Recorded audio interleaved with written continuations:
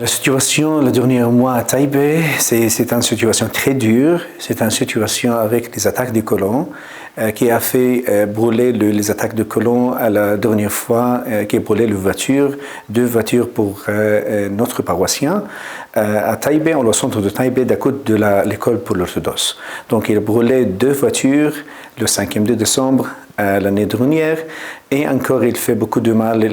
Jusqu'à maintenant, il détruit la vie agriculture par les vaches, par les agneaux, qui a fait beaucoup de mal dans notre terrain, spécialement à l'est de Taipei. Il y a beaucoup de migration de Taipei jusqu'au monde entier, spécialement par exemple aux États-Unis. Maintenant, aux États-Unis, c'est fermé parce que c'est interdit pour les Palestiniens pour aller et pour prendre le visa pour aller aux États-Unis après l'extraction du président Trump.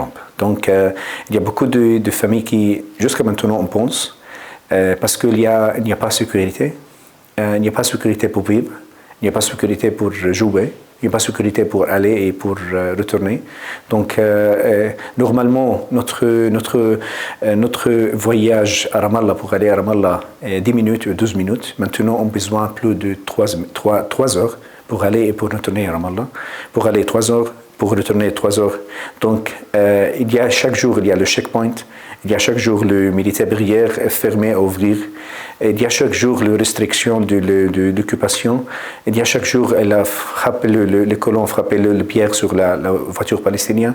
Donc, toujours il y a quelque chose très mal contre le peuple palestinien. Il y a beaucoup de choses physiquement pas bien pour le peuple palestinien. C'est pourquoi les familles, on pense de quitter, d'aller au dehors de Palestine et de migrer. Nous sommes le seul et le dernier village chrétien 100% en Cisjordanie, en Jérusalem, à Gaza. Donc il faut protéger cette communauté, il faut protéger ce témoignage, il faut protéger la chrétienne de Taipei